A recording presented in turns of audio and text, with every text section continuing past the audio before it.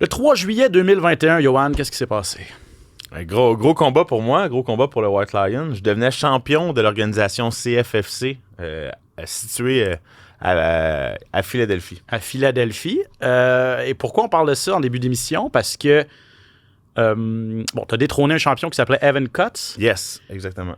Cette fin de semaine à l'UFC, il y a un gars qui s'appelle Sean Brady qui vient de Philadelphie, qui compétitionnait aussi à CFFC. Exact.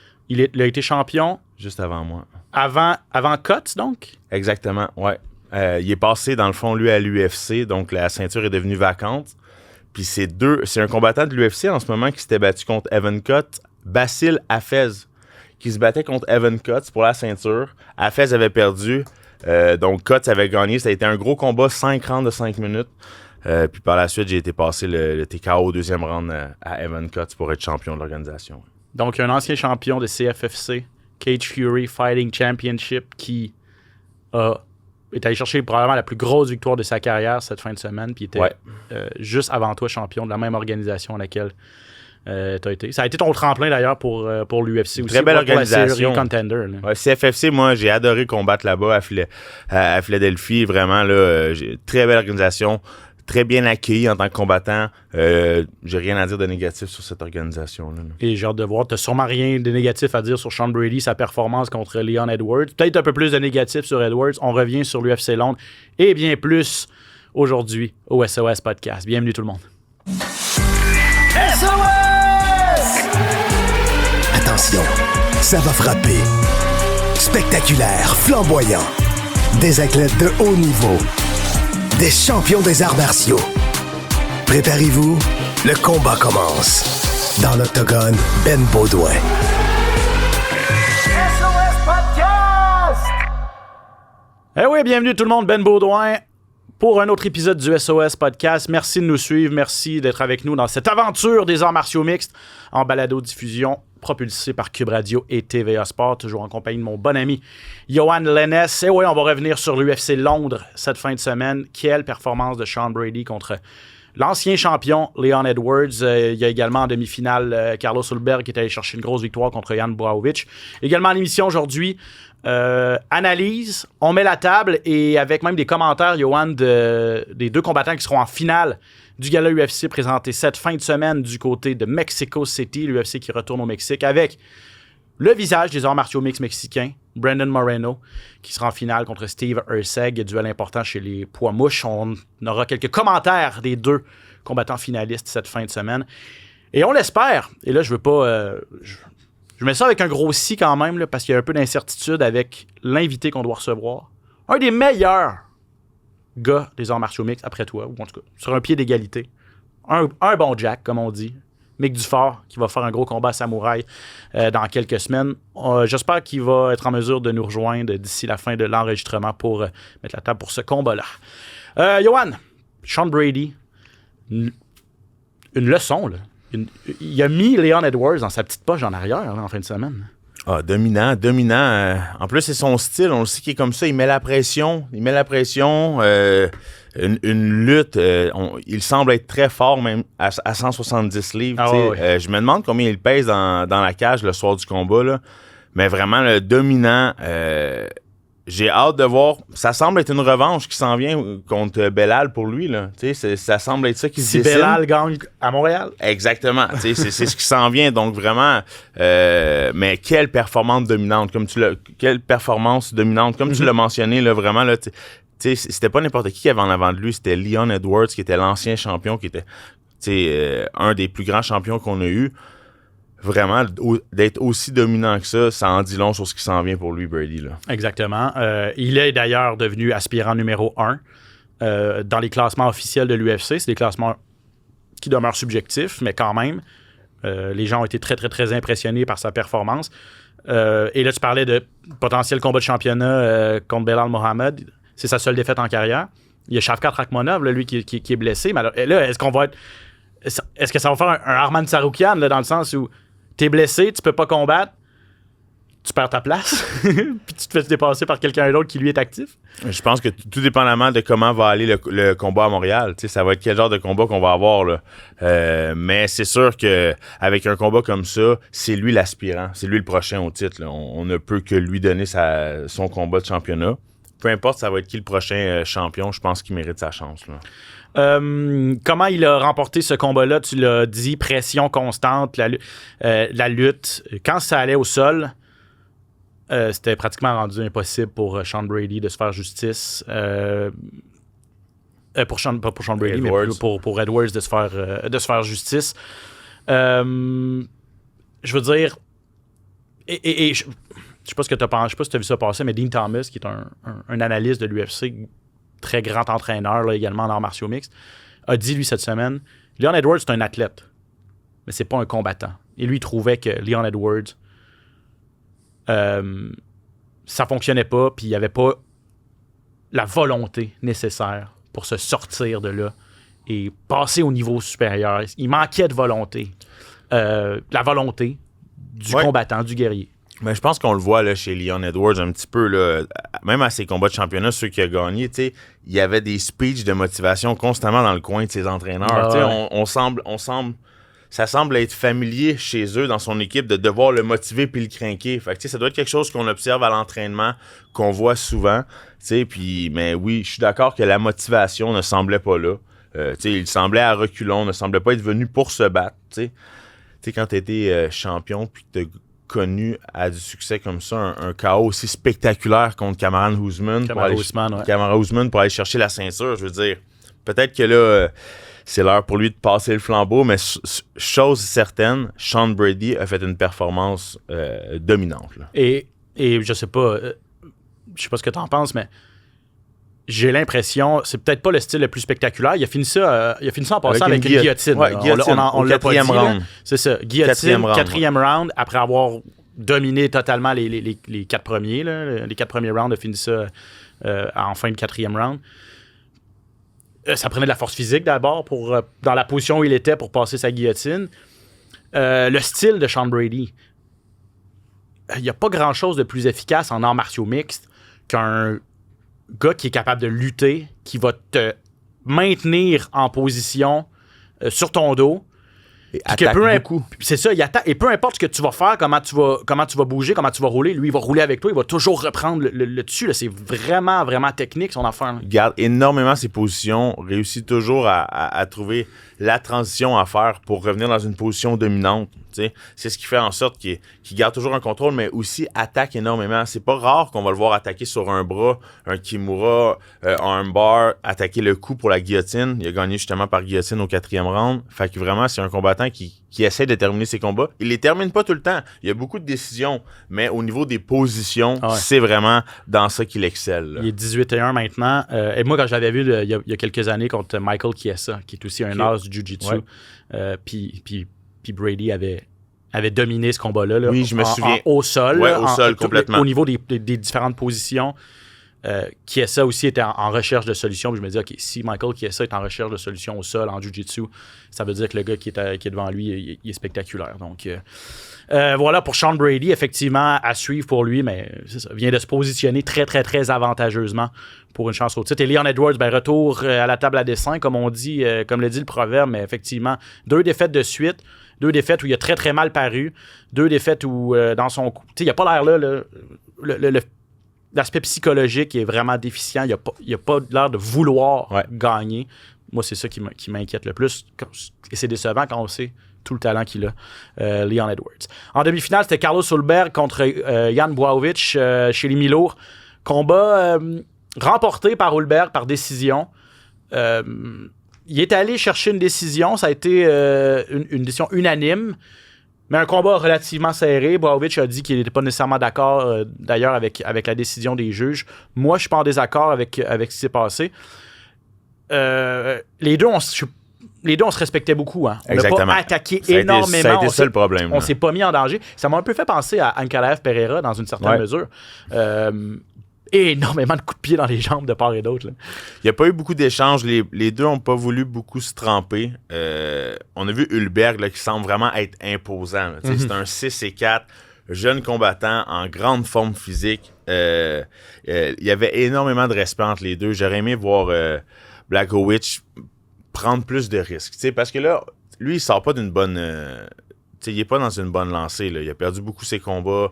Il est sur 3 défaites. Il a perdu 3 de ses 4 derniers combats. Ça va pas bien pour lui. Il fallait qu'il gagne ce combat-là. C'était une jeune recrue qui veut faire un nom sur un vétéran. Il n'a pas pris de risque. Ça n'a pas été un gros combat pour lui. Malheureusement, une décision unanime comme ça, Hulberg, mais lui, écoutez, 3 rounds contre un ancien champion qui est un vétéran qui a affronté des gros noms. Lui, au niveau de la confiance puis de l'expérience, ça vient d'augmenter. Ça vient de vraiment... on le sait, il y a une seule victoire. Là, c'est un contender. Il est rendu maintenant... Il y a une seule défaite. Une seule défaite, pardon. Je pense qu'il y a 8 victoires dessus, je suis en train de compter. Oui, un total de 12 victoires, une défaite, si je ne me trompe pas. Puis là, il est rendu classé numéro 3. Là. Donc lui, dans les classements, il vient de monter. Là. Donc, il se rapproche d'un combat de ceinture. Il est dans les aspirants, là.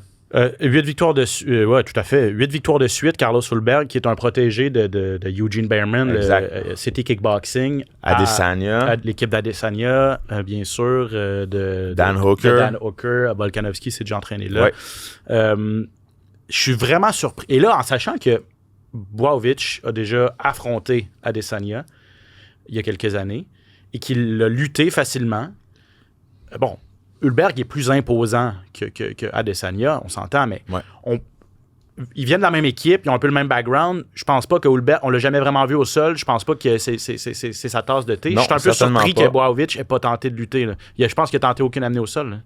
Je suis complètement d'accord avec toi. J'ai vraiment senti qu'il y avait beaucoup trop de respect entre les deux, comme je l'ai déjà mentionné. J'ai senti qu'il était figé, Blachowicz. Vraiment, là, j'ai pas senti qu'il voulait risquer. J'ai senti que ça allait peut-être vite pour lui, qui était peut-être imposé, qui était impressionné un petit peu par Carlos Hulberg, le jeune aspirant devant lui. Là. Fait que c'est difficile pour lui d'être sur la pente descendante comme ça.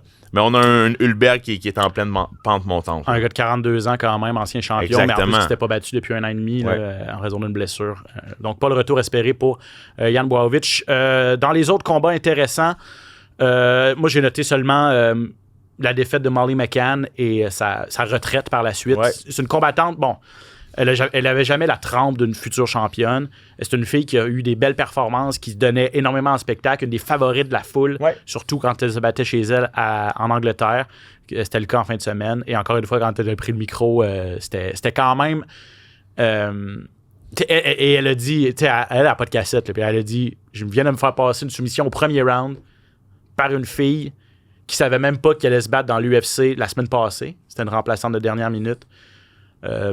Ça, c'est pas acceptable pour moi. Puis c'est pas acceptable pour... C'est pas le genre de choses que l'UFC devrait accepter non plus. Donc, je préfère me retirer parce que j'ai honte de cette performance-là. Il faut quand même le faire, là, à chaud dire ça. Être capable de dire ça en dit long.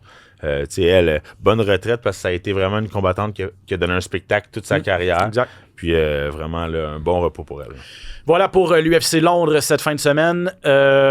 Et de Londres, on passe au Mexique parce que l'UFC est de retour à Mexico City cette fin de semaine. Ça va d'ailleurs présenter sur les ondes de TVA Sport 2 ce week-end. Gala en intégralité à partir de 17h. En finale, mon cher Johan, Brandon Moreno, The Assassin Baby, qui affronte Steve Astro Boy Erceg. C'est un combat chez les poids mouches. Donc les 125 livres. Brandon Moreno, ancien double champion de cette catégorie de poids. Premier champion mexicain de l'histoire de l'UFC. Tu sais, quand on connaît l'histoire du Mexique avec les sports de combat, surtout la boxe, là, bien sûr, ça a pris du temps quand même avant qu'il y ait un premier champion mexicain à l'UFC en arts martiaux mixtes. Ça a vraiment fait exploser la popularité des arts martiaux mixtes au Mexique. Quand même surprenant que ce soit Brandon Moreno, parmi tous les combattants produits au Mexique, qui soit devenu... Tu sais, il est super bon, mais... Je veux dire, ça en dit long sur le fait que ça a pris du temps pour un pays comme le Mexique où le sport de combat, c'est la religion. Ça a pris du temps. 2021, là. Ils ont eu des bons combattants, le Mexique, là, au niveau de l'UFC aussi. Là, donc, Yair Rodriguez, là, c'est celui qui vient en tête. C'est un des plus grands qu'on a en tête en ce moment. Je pense même qui ont fait installer un UFC PI au Mexique, T'as si je raison. me trompe pas. Exactement, un Donc, institut de performance. Institut de performance, donc pour aider au niveau des entraînements et tout. Fait que ça en dit long, là. Voilà pour Moreno. En fait, on va l'entendre parce que j'ai eu la chance de lui parler hier. Il a mis les arts martiaux mixtes sur la map au Mexique. Ancien double champion, comme je le disais, des poids mouches. Mais au Mexique, quand il se bat devant les siens, c'est pas facile. Fiche d'aucune victoire, une défaite et deux... non, c'est pas vrai. Aucune victoire, 2 défaites et un verdict nul à l'UFC lorsqu'il se bat au Mexique.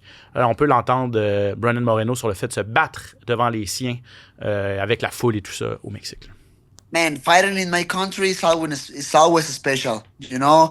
I'm very grateful with the UFC because they still give me this kind of spots, this kind of opportunities to show my job in front of my people here in Mexico, in my country. I'm taking this moment very relaxed. I feel very confident. I've been passing a lot of time with my coaches and talking about this new challenge in my career, and we feel so good and so confident to get the victory this weekend.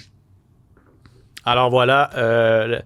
Et je lui avais demandé aussi, est-ce que la pression de la foule, là, il est très heureux, c'est une responsabilité pour lui là, de se battre devant les siens, tout ça, et de bien performer. Mais le fait qu'il n'a jamais gagné, est-ce qu'il y a une pression supplémentaire? Là, puis il dit, non, pas vraiment. C'est des facteurs extérieurs. Puis il a toujours affronté des excellents combattants, là, d'ailleurs. Notamment Pantoja, avec qui il a fait verdict nul. Exactement. Au Mexique. Il y a aussi l'altitude. Toi, est-ce que tu t'es déjà battu en altitude? Non, j'ai pas eu à me battre. C'est 2400 km, pas kilomètres, 2400 mètres, ouais. Donc 2,5 km d'altitude, Mexico City. Alors que lui, il habite à Tijuana, au Mexique, qui est au niveau de la mer. Puis là, il m'expliquait que ça fait une méchante différence. C'est sûr et certain. L'entraînement doit être fait en conséquence et tout. Là. Ben, c'est ça. Là, il dit cette fois-ci, ben, là, je me suis entraîné dans les montagnes à Las Vegas. Wow. Il allait autour de Las Vegas faire du jogging dans les montagnes pour s'élever un petit peu. Il a fait des chambres hyperbares aussi au PI. Parce que je sais que Moreno, il s'entraîne énormément à l'Institut de performance au PI. C'est ça. Parce que moi, à chaque fois que j'y allais, je le voyais tout le temps. Ah ouais, hein? Donc vraiment, je sais qu'il est vraiment investi avec l'organisation. Il est aimé de l'organisation. Donc vraiment... Moi, c'est un personnage, c'est quelqu'un que j'adore beaucoup. Là, il a énormément d'expérience. En 32 combats, il n'a jamais subi la défaite, que ce soit par soumission ou KO, n'a jamais été mis hors de combat. Il n'a jamais perdu avant la limite. Hein, il est durable, c'est un combattant durable, c'est incroyable. Classique, ça en dit long, classique mexicain. Ouais, là. Exactement. C'est le typique. Le typique combattant mexicain, parce que c'est ça, c'est pas le gars le plus talentueux. Là. Non, exactement. Mais il est durable. Mais sa volonté. Exactement. Steve Erceg, lui, de son côté, fiche de 12 victoires, 3 défaites. 3 victoires, 2 défaites à l'UFC. 2 défaites de suite, dont une en combat de championnat contre Alexandre Pantoja. Il s'est fait passer un dur KO à sa dernière sortie. Ouais, il revient de la France. Un gros knockout. Là. Ça va être de voir est-ce qu'il est capable de rebondir de ce KO-là. Parce qu'avant, quand même, Erceg était sur 11 victoires consécutives. Il était sur une très belle lancée là, avant les 2 défaites. C'est sûr que là, un gros KO comme ça contre Cara France, ça va être de voir est-ce qu'il est capable de rebondir. Je pense qu'il y a un bon combattant en avant de lui parce que Moreno, on s'entend, c'est pas le gars qui cogne peut-être le plus fort en avant de lui. Donc peut-être que l'aspect KO peut être mis en arrière un petit peu. Ouais. Mais écoutez, ça reste un combat très intéressant. Là. Avant ce KO contre Cara France, il s'était rendu en territoire ennemi, comme il va faire en fin de semaine, au Brésil, à Rio de Janeiro, à l'UFC 301, où il est passé vraiment à un cheveu de causer une énorme surprise et de battre le champion Alexandre Pantoja. J'ai demandé donc à Steve Erceg s'il y avait des leçons qu'il pouvait tirer de cette expérience-là qu'il pouvait potentiellement appliquer cette fin de semaine à Mexico. Mostly just the confidence that I can hang with the best in the world. That's what I got from that fight. Yeah, I mean, every fight's different, so it's like hard to take too much away, but yeah, confidence that I'm where I could be. Donc, la confiance qu'il peut rivaliser avec les meilleurs. On peut tirer des leçons et du positif d'une défaite, là. Ben oui, c'est certain. L'objectif, quand on a une défaite, c'est sûr que c'est d'essayer de rebondir puis de tirer le positif de ça pour sortir grandi et plus fort. Là. Moreno, un des plus grands champions poids mouche de l'histoire, il va être, lui, il s'en cache pas, là, il est en quête d'aller chercher le titre pour la 3e fois. Il l'a remporté une première fois, il l'a perdu. Il est allé le récupérer, il l'a reperdu contre Pantoja. Le veut une 3e fois. Il a seulement 31 ans, tu l'as dit, mais énormément d'expérience. Hey, c'est un gars qui a été retranché par l'UFC en 2018. Il était pas assez bon. Il est allé à LFA, il est allé chercher une victoire. On l'a rappelé. Et là, il a connu tout le succès qu'on sait. J'ai demandé à Moreno, à l'aube de ce combat-là, là, puis, alors qu'il c'est ça, il est loin d'être à la fin de sa carrière, mais il a tellement déjà accompli de grandes choses. Beaucoup de millage, disons. Ouais. Quel était son plus grand accomplissement? Maybe the resilience, but at the same time, one of the things make me feel so proud is how I help and I put my part to help the mixed martial arts to grow in my country, you know, in Mexico. Obviously, for sure, belts and all that stuff is very cool, but man, like help others is even better. Alors, vous voyez, le Mexique tatoué sur le cœur. Lui, wow. son plus grand accomplissement, c'est pas les ceintures, c'est d'avoir aidé à rendre les arts martiaux mixtes populaires au Mexique et d'avoir aidé ses compatriotes. Et en terminant, dernier extrait, Steve Erceg, qui en est seulement à son 6e combat à l'UFC, avec une victoire, pourrait potentiellement se hisser dans le top 3, puisque Moreno est classé 2e.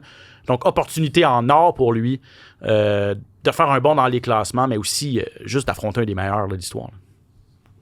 Oh, I mean, it's absolutely massive. I mean, it puts me in very good stead to get my way back to a title and that sort of thing. But more importantly for me is like when I look back in 20, 30, 40 years, I can rattle off the names of the people I fought, the place I competed in, and it's going to be a very cool thing.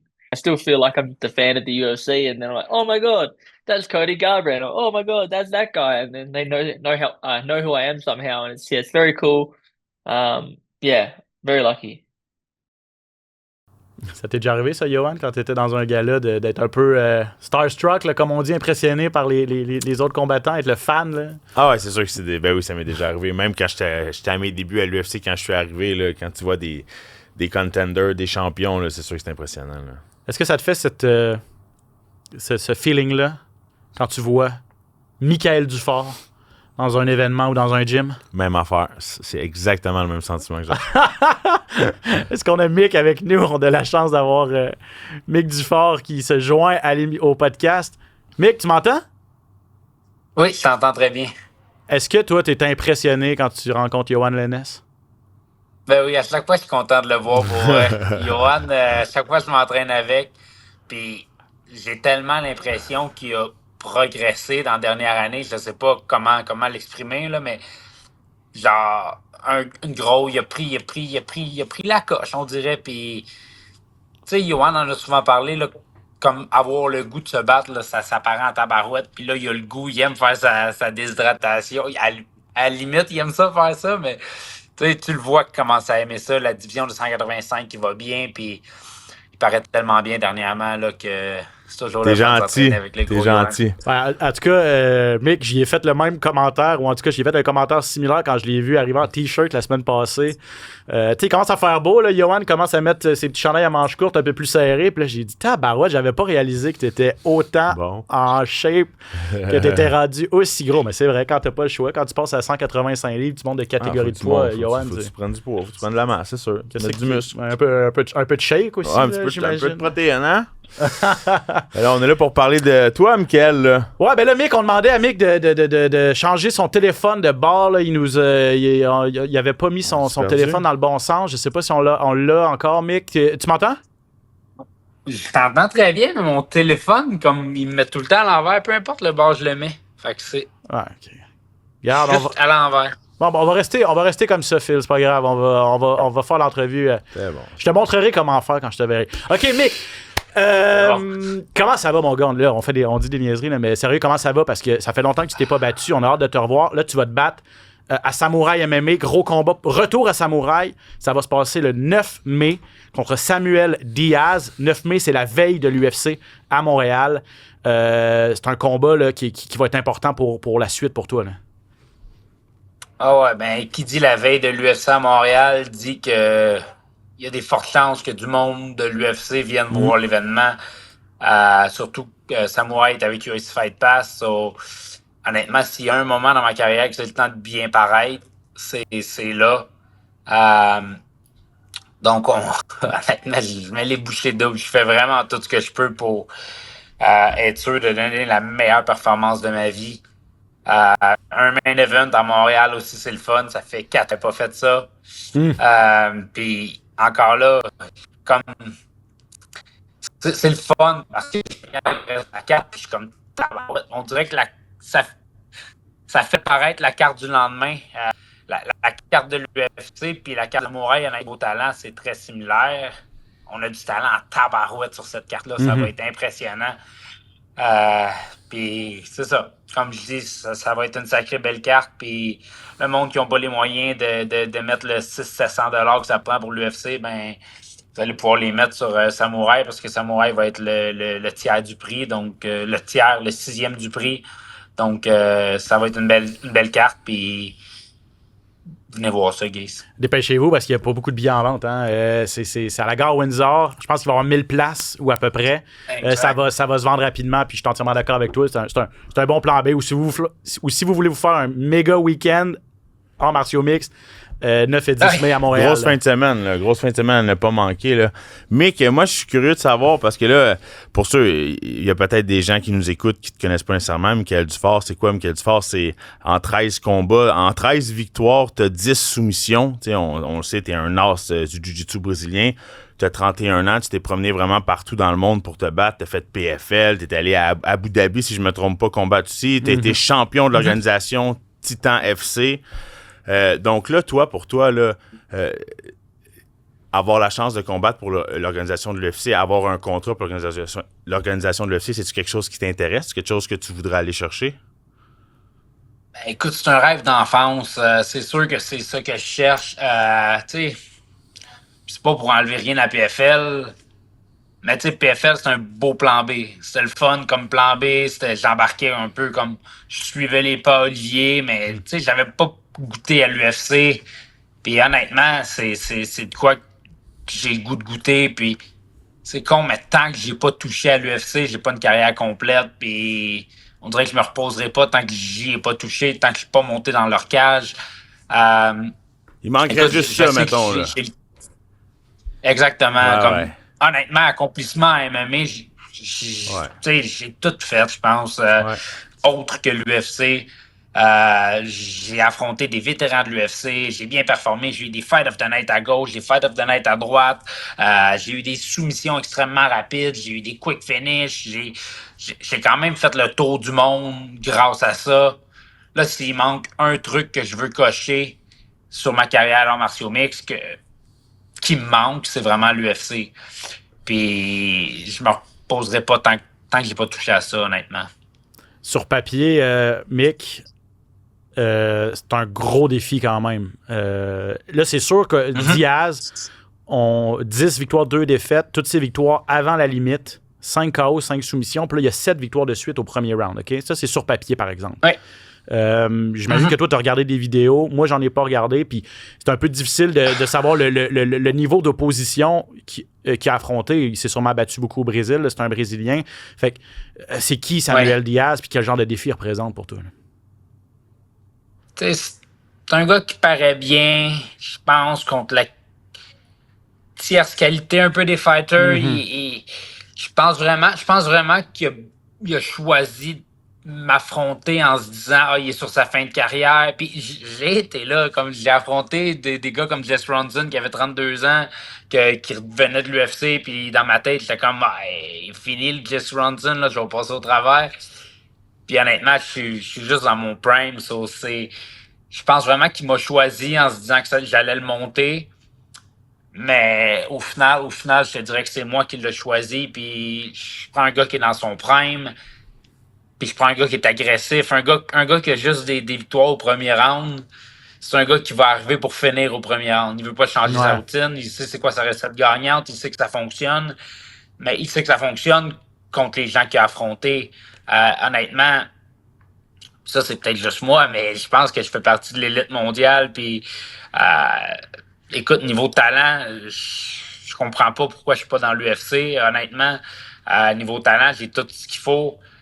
J'ai affronté un Rabadanov, puis honnêtement, je pensais que j'avais l'avantage niveau skills, en tout cas dans le premier round.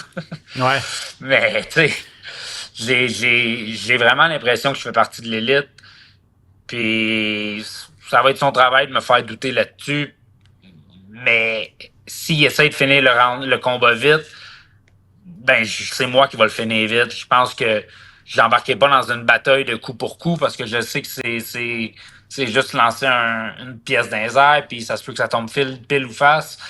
Je vais y aller avec la technique. Puis mon but, c'est de laisser un petit peu la tempête passer, puis dès que c'est passé, ben c'est là que je vais commencer à être effectif, puis que je vais le faire mal paraître. Puis encore là, s'il arrive agressif, ben mon but, c'est juste rentrer dedans, descendre un petit peu, puis rentrer dans les jambes, puis l'amener au sol. Puis je pense vraiment que rendu au sol, il va se faire noyer. Là. C'est ça mes intentions. T'en as touché un mot, là, mais ton parcours à PFL, dans les traces d'Olivier qui avait gagné le tournoi 2 années de suite. Toi, tu l'accompagnais toujours dans ses combats, tu étais dans son coin, toute seule l'organisation te connaissait. Je sais pas si tu veux revenir, et j'ai pas eu la chance de t'entendre sur ton départ de PFL, comment ça s'est passé, est-ce que tu étais déçu, est-ce que tu aurais pu rester, tu as décidé de quitter, ils ont décidé de passer à autre chose, je sais qu'il y a eu beaucoup de changements dans l'organisation aussi, là. Comment ça s'est passé là, après la dernière saison où tu as perdu en éliminatoire? Ben, ça a été drôlement fait. Comme on savait pas ce qui allait se passer, je pense que personne ne le savait. La preuve, c'est des gars comme Aaron Pico, des gars comme Pitbull. À cause qu'il avait acheté Bellator, dans le fond, là, il y avait beaucoup comme d'incertitudes à savoir qu'est-ce qui allait se passer avec les combattants de PFL, se noyer dans le bassin aussi de Bellator et tout ça, c'est ça? Exactement. Puis tu sais, on savait pas. Écoute, je pensais que j'allais faire partie de la nouvelle saison PFL. Mais là, après l'attente, j'ai attendu 7 mois, puis finalement, j'ai reçu un appel me faire dire que ils me gardaient pas, que c'était pas une question de talent, qu'ils croyaient en moi, blablabla. Je pense qu'ils ont envoyé la même lettre à tout le monde, donc okay. Je trouve ça un peu drôle. Mais ce que je trouve réellement plate, drôle, whatever, c'est qu'ils vont garder les 3 autres gars qui se sont rendus en quart de finale, le 4e étant moi. Puis ils vont, en plus de garder ces 3 gars-là, ils vont garder le gars que j'ai battu par TKO au 2e round pour me rendre en quarterfinal. Ah ouais. Fait que, écoute, je suis assez intelligent pour comprendre que c'est pas un manque de talent parce que, tu sais, je me suis rendu où je me suis rendu, là, quand même en demi-finale. Puis ils ont gardé un gars que j'ai affronté, puis que j'ai battu, puis que j'affronterais 10 fois. Je pense que je gagnerais le combat 10 fois. Fait que, écoute, je pense que c'est un peu biaisé, l'organisation. Mais encore là, je pense que les choses sont bien faites. Puis dès que j'ai été coupé, j'ai directement communiqué avec Samouraï. J'ai communiqué avec Cage Titans, l'organisation dans laquelle je suis champion. Pas Titan FC ou Cage Titans, c'est ça, hein? J'étais pas sûr que c'était ça tantôt. C'est correct. Mais, tu sais, eux autres, ils voulaient me revoir. Puis, Daniel m'a juste parlé que l'UFC à Montréal, tu sais, il allait avoir des yeux sur cette carte-là. Puis, j'ai dit, OK, peu importe, je m'en fous. Je veux même pas savoir pour combien je me bats. Je veux juste me battre pour cette carte-là parce que, first, c'est à Montréal. Je me bats devant mes fans. Ça fait 4 ans que j'ai pas fait ça.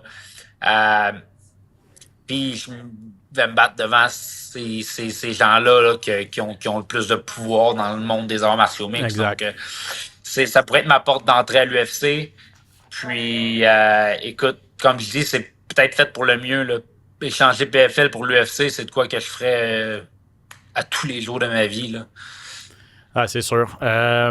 Mick, merci énormément. Le temps file. On pourrait jaser encore longtemps. Je sais que tu étais en préparation. Puis je sais que tu as même mis sur tes médias sociaux que tu voulais te couper un peu du monde. Là, que, on le voit là, dans tes publications puis dans ton mindset que tu es ultra motivé pour ce combat-là contre Samuel Diaz. Ça va se passer à Samouraï MMA, chapitre 14, le 9 mai prochain. Merci, mon ami, d'avoir pris le temps. Toujours le fun de te parler. Bonne préparation. Les boys, en plus... Je m'en vais en Suède m'entraîner pendant 10 jours là, pour me préparer ce combat-là. Voilà où il va se couper du monde en Suède pour t'entraîner là-bas. Ouais. Amuse-toi. En Suède. Amuse-toi, mais let's go. Travaille fort en masse. J'ai très hâte de voir ton combat et de te revoir finalement à Montréal. Effectivement, je suis pas inquiète. Mick, merci mon ami. On se reparle. Salut Mick. On se voit en fait avant Samouraï. Thanks les boys, à bientôt. Puis merci de m'avoir amené dans le podcast gentil. Ciao, ciao, man. C'est ça, je l'ai présenté comme un des bons gars des arts martiaux mixtes au Québec, puis le gars, il essaye de se faire un nom, le gars, il travaille tellement fort, le gars, puis comme il dit, il croit qu'il est parmi les meilleurs au monde, puis je suis d'accord avec lui. J'y crois moi aussi, là, c'est certainement parmi les meilleurs combattants dans le monde, Michael Dufort, puis c'est l'un des meilleurs qu'on a au Canada puis au Québec à ce poids-là, tu sais. C'est un combattant qui n'a pas été capable de percer à l'UFC, mais il s'est battu dans les meilleures organisations il n'a pas eu sa monde. chance, tu sais. Puis c'est un finisher, c'est un gars qui termine ses combats, c'est un gars qui est très spectaculaire, donc vraiment, là, s'il peut avoir la chance de faire une grosse performance à Samouraï, j'espère que les portes de l'UFC pour lui vont s'ouvrir. Exactement. Et Dana White devrait être, en fait, on s'attend à ce qu'il assiste au gala de Samouraï MMA la veille de l'UFC 315 à Montréal. Donc, peut-être une invitation pour Mick, s'il performe bien, à la Contender Series pour aller subséquemment là, pour aller chercher un contrat. OK, on revient à l'UFC Mexico, puis là, très, très, très rapidement, parce que faut qu'on ferme l'émission. En demi-finale, Drew Dober contre Manuel Torres chez les légers. Drew Dober, vous savez à quoi vous attendre. C'est un vétéran, c'est un gars qui est là, qui est vieux comme les meubles. C'est une mauvaise séquence quand même, mais tu sais que lui va là pour se donner en spectacle. Exactement. Drew Dober qui ne recule pas, là, 11 KO, 9 soumissions, 27 victoires, 14 défaites. C'est énormément de combats. Là. Par contre, il a perdu 3 de ses 4 derniers combats. Là. Mais il les a tous affrontés. Là. Il n'a jamais dit non. C'est pas quelqu'un qui recule.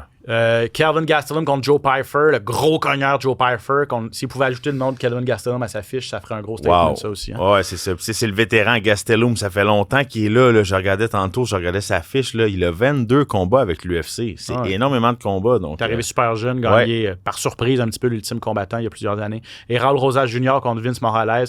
On continue de bâtir Rosas Jr., toujours le plus jeune combattant de l'UFC.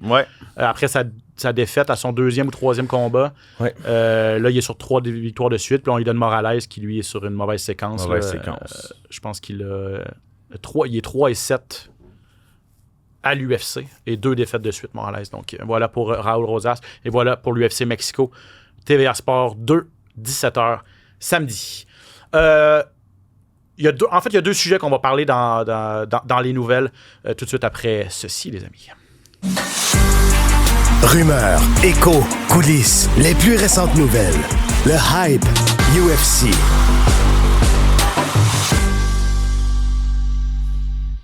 Ce ne sera pas le hype UFC exceptionnellement, ça va être le hype One FC et le hype John DiBella, québécois, montréalais, qui est allé rechercher son titre de champion intérimaire cette fois-ci quand même, mais dans une immense performance de kickboxing avec One FC au Japon. Il a battu par décision unanime Sam A. Là, je me lancerai pas à prononcer son nom en thaïlandais, là, mais Sam A, qui est une légende là, du kickboxing thaïlandais. John DiBella, peu connu chez nous. Oui, il est peu connu, c'est vrai. Mais un athlète quand même d'exception, Johan. Un athlète d'exception, un combattant de kickboxing. C'est un des meilleurs combattants qu'on a dans le monde. On l'a vu, là. C'est un champion du monde. Il s'entraîne ici avec son père. C'est un Italien qui est ici avec son père. Donc, dans leur petit gym de la petite Italie. Là, exactement. Ils font leur petit truc. Ils travaillent beaucoup le kickboxing. Vraiment, là, il avait été chercher cette ceinture-là. Si je ne m'abuse, il l'avait perdu par la suite. Exact. Et donc là, il va la chercher, il la perd et il revient. Là, grosse performance pour revenir chercher le titre de champion. Là, ben là en fait, c'est ça. Et Sam A., c'est un vétéran, lui, et John DiBella l'a dit toute la semaine, et même après, je sais pas si tu as vu des vidéos passées, mais énormément de respect entre DiBella et Sam A., parce que DiBella, il dit, c'est une de mes idoles. Il a affronté une idole. Un gars qui a déjà été champion du monde de kickboxing et de Muay Thai à ONE FC. Double champion dans 2 disciplines différentes.